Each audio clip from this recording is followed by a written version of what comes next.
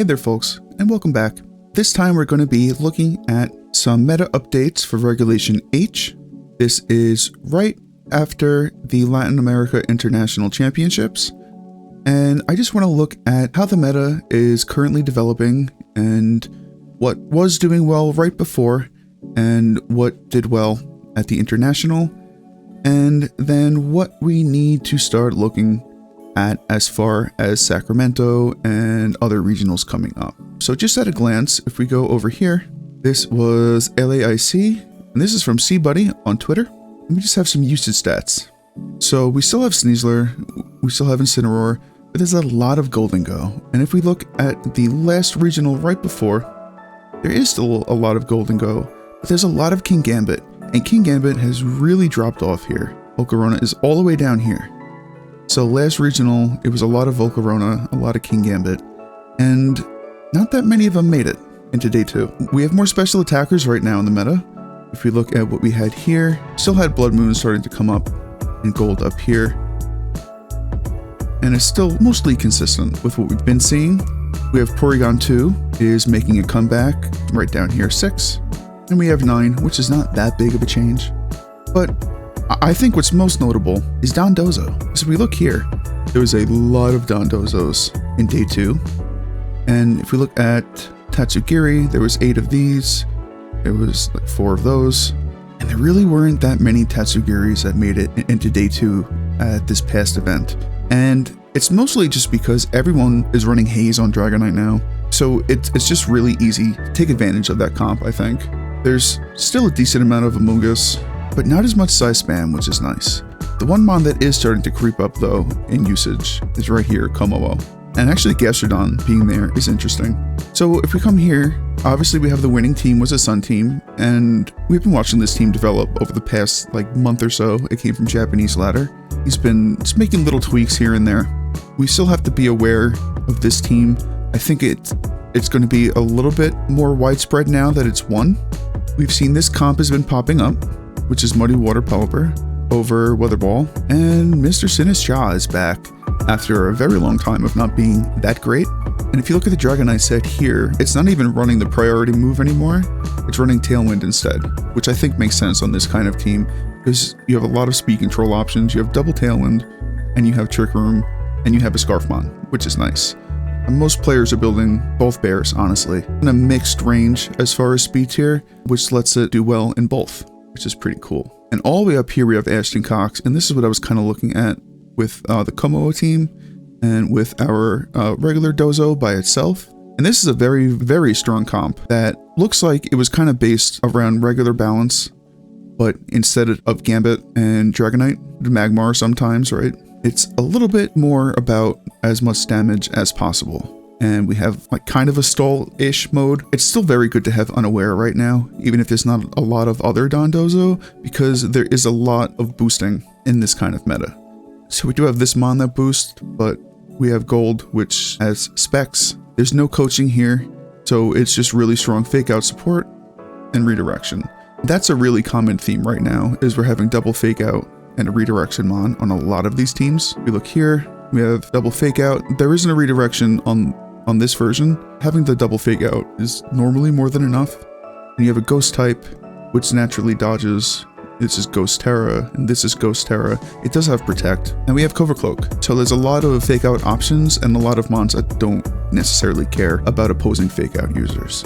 This is another, I think we're calling this, oh no, this is not the comp I'm thinking of, but he's still running E-Speed with Mirror Herb on the Incin. This is a very bulky gold, and I would imagine that this is a max speed Electabuzz, and that way you can Electroweb next to bulky gold. And this is a very interesting set, because most of the time, if there's an Annihilate, you're just looking to get it off the field as fast as possible, and now you have to hit it multiple times, and while you're hitting it multiple times, it is still carrying Rage Fist. He's just going with the immediate burst damage of max attack. I would say Jolly, most likely. Max attack Jolly, close combat with Stellar, and that's going to hurt really hard. This looks very similar to older Volt Balance teams. There's some newer tech on here. This is running Thunderbolt instead of Speed Control, but we do have a little bit of Speed Control here technically, and Scale Shot. We're still running Haze, and even though there's not a lot of the combined Dondozo teams, it's still good because there's a lot of setup happening, but you just have to be aware that with all of these boosting moves, you're most likely not going to be clicking haste unless you absolutely need to. So we looked at this team already, and this is the last top 8 comp. So looking here, we do still have side spam. Here's our redirection, and there's no fake out, of course, right? And there's no priority because we have psychic terrain, but we do have tailwind here. And again, it's not exactly mixed speed, although we do have trick room. I think it's more about the imprison than using your own trick room, but we do have another bear up here as well, which likes both modes. Just kind of looking at these, go to Dondozo, which Dondozo is now all the way down here. And this is Latin America. We look for Tatsugiris, and there's only 5 that made it. We look here at the last European regional. There's a lot more Dondozo, but there's a lot more Tatsugiri. And this is right around the time that Haze Dragon Knight started being popular. And look at how well that these teams did, right? It's really hard not to run it at this point. And so that is why that's just really dropped off here. And it's mostly in favor of just running it by itself. The regular Dozo by itself on a support team has had way better results overall at the last region, international, I should say, not regional. So just kind of in general, I think we still have to look out for solo Dondozo. I think we have to be a little bit more aware of Komoo, especially after doing this well. We do still have to worry about Sneasler, but I'm really more concerned about this, I'm going to call it good stuffs. And I really like this comp as well, because it gives a lot of different options. We'll open Brady's, and I want to look at the Adu team as well. So his version's really cool. He's not running Haze, he's running Tailwind with Stomping Tantrum. No priority here again. It's not really that necessary right now. We have Life Orb Golden Go, which is really cool. And we have these two, double fake out. We actually have triple fake out, which is insane. But there's no redirection, so it kind of makes sense. Then we have Yawn. It kind of makes up for not having Haze in a way. If you can get like your positioning correct against opposing Dondozo, then you get to just fake out and Yawn them. And that's just kind of how you deal with it. You use your 2 special attackers and you just hit them as hard as you can.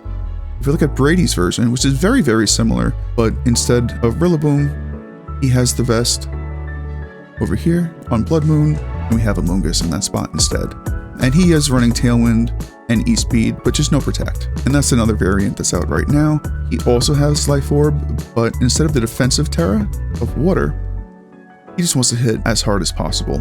And I think that that's a good idea. We have normal Terra Blood Moon for as much damage as we can. And if you look here as well, what's really interesting is he dropped the spread move on Blood Moon. There's not that much wide guard around right now. A lot of Pelipers are not running it. It's just notable, I think. And so he still has fake out, he has double fake out, but there's redirection on this version of the team, which just kind of goes back. There's a lot of fake out and redirection on most of these teams. And that's the newest comp that we're looking at right now. Everything else is just kind of variations on what we've had.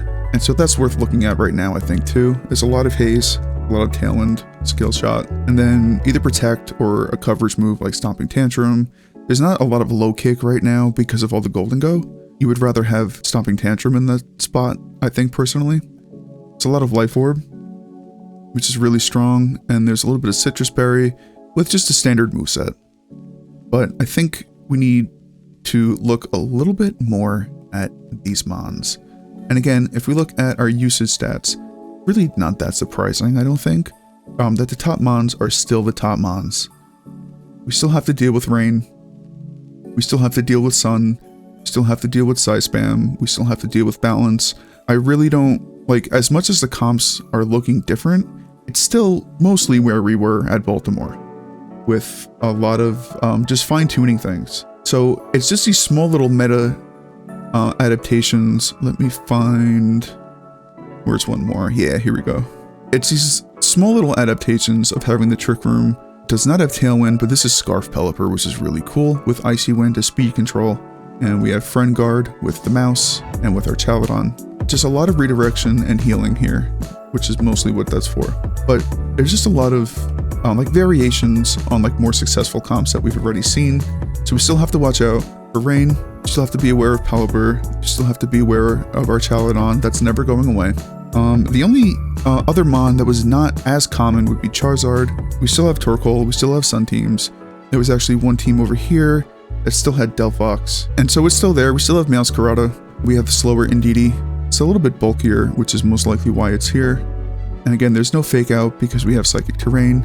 And this one probably has a Sun mode with Murkrow. Yes. And we still have to be aware of this. Even though it's not the Typhlosion right now, I think that this has a little bit more synergy because it's also taking advantage of the Indeedee being on the field. And this is also taking advantage of the Indeedee being on the field. I think that Safety Goggles here with Steel is really cool. It makes it very hard to get this mon off the field because you're not going to spore it. And you're not going to clear Smog. And if you're not running Haze, you're kind of in trouble. I don't know if this in particular is what we need to look out for as much as a support jump left set, but it still kind of runs like Lilycole in a way. I'll put Torkoal back because we're seeing a Jetpack Torkoal, because you either get to use it with Overheat, or if they use Intimidate, it automatically sends you out. We'll make sure that this is Drought. And you can lead these two, and then this gets intimidated, and then you bring out your Charizard and just kind of go from there. And as long as you hit your Sleep Powders, they're in a lot of trouble. If we look at his set, though, just one more time. Sleep Powder, Sunny Day, Tailwind, and Raise Powder. So he does still have Redirection here, and one Fake Out user. And this just kind of helps for both modes, because if you want to Rage Powder and Trick Room, you can do that. This is a very common lead as well. It gives a lot of options. I can make the Jump Pluff for Ursaluna and set Trick Room.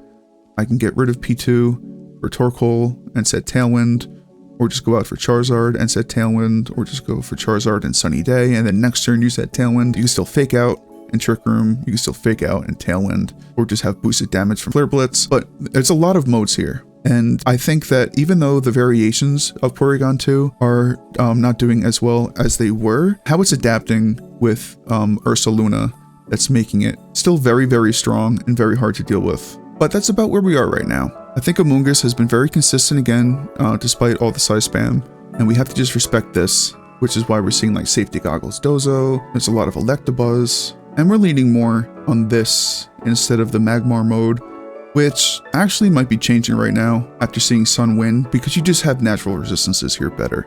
But that's just kind of where we are right now. There's not a lot of Volcarona, there's not as many Gambit, there's a lot of solo Dondozo that we have to respect. I expect more of this mon to pop up. I expect a lot more of this comp to pop up. We still have to respect Rain. We have to respect Sun a little more, I think. But honestly, overall, the comps are not that different. I think that your team building at the beginning of the meta is still going to look very similar coming into future events. I think if you're looking for prep, you still have to carry Haze. I think that it's just more consistent than Clear Smog. And if you're not carrying Haze, you should have an Unaware Mon. So we might be looking at a little bit more Clefable. But there's going to be more redirection, I would expect, Magmar.